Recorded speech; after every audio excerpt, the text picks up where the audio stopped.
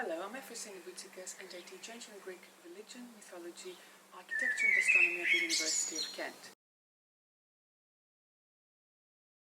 I love archaeology and classics because they reveal to us the way religious beliefs shaped people's understanding of the world and their place within it. During the pandemic, as we're all self-isolating, it is inevitable to think about what will happen when the pandemic is over.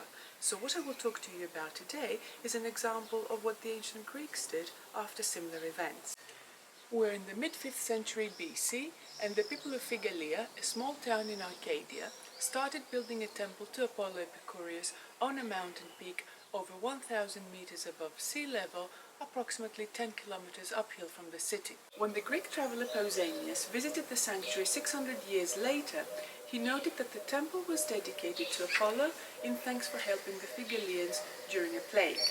Indeed, Apollo Epikourios can be interpreted as Apollo the Succorer, and the date of the temple's construction was near the time of the Great Plague of Athens. After a disastrous time, be it a pandemic, war, or natural destruction, the ancient Greeks felt the compelling need to address the supernatural powers they thought had protected them and helped them survive.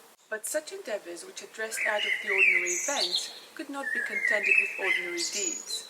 Extraordinary achievements were required for out-of-the-ordinary situations. And don't be fooled by appearances. Despite its seemingly standard look, this was by no means an ordinary temple. It was reputedly built by one of the most famous ancient Greek architects, Epikourios, responsible also for the construction of the Parthenon at Athens, another extraordinary temple constructed after another unprecedented threat, celebrating the goddess who saved the Athenians from the Persians. But that's a topic for another video.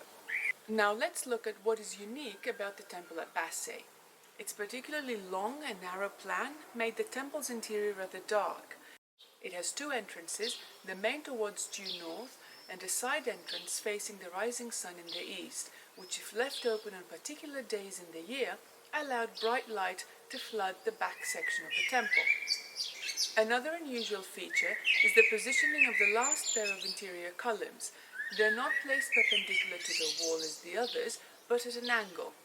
This effect directed the light entering from the east entrance towards the center of the structure. To this effect assisted also the shape of the interior half columns, which project to the temple's side wall instead of being freestanding.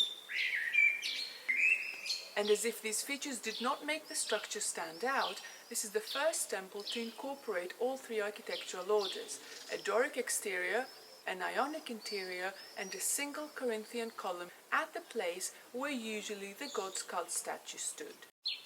In the aftermath of plagues, wars, or other major disasters, humanity bounced back, marking its resilience by attempting to surpass previous achievements. In ancient Greece, where monumentality and community effort were employed first and foremost at the service of the gods believed to have delivered the people to safety, these achievements were found in the religious sphere. Monumental architecture had then a twofold function. It celebrated the power of the gods who saved the people and at the same time celebrated human achievement and skill. Follow the link below to the other videos in the series.